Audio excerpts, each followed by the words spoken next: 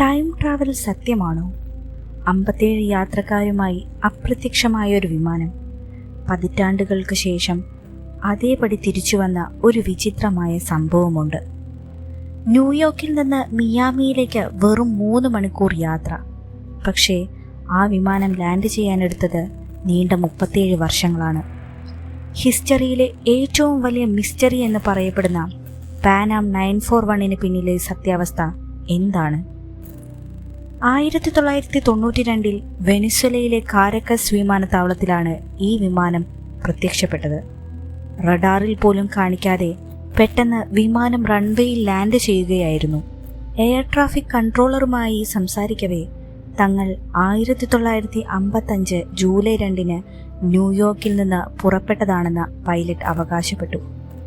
അവിടെയുള്ളവർ landing date 1992 May 21 പറഞ്ഞതോടെ pilot പരിഭ്രാന്തനായി വീണ്ടും വിമാനം പറപ്പിച്ചുയർത്തി.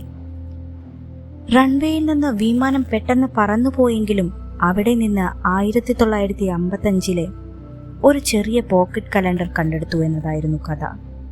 സത്യത്തിൽ 1985 വീക്ക്ലി വേൾഡ് ന്യൂസ് എന്ന പത്രത്തിൽ വന്ന ഒരു സാങ്കല്പിക കഥ മാത്രമായിരുന്നു ഇത്.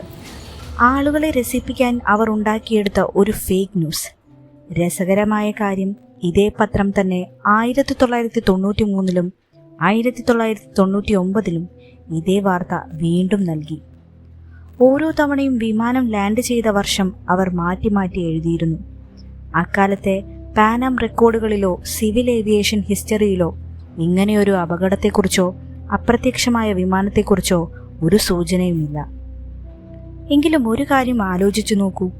ലോകം ഇത്രയും പുരോഗമിച്ചിട്ടും അത്യാധുനിക സാങ്കേതിക വിദ്യകൾ ഉണ്ടായിട്ടും 2014 കാണാതായ മലേഷ്യൻ എയർലൈൻസ് MH370 എന്ന വിമാനം ഇന്നും ഒരു നിഗൂഢതയായി തുടരുന്നു.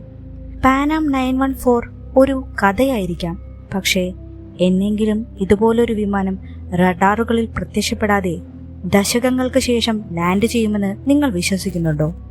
നിങ്ങളുടെ അഭിപ്രായം താഴെ കമൻറ്റ് ചെയ്യൂ. മറ്റൊരു വീഡിയോയുമായി വീണ്ടും കാണാം.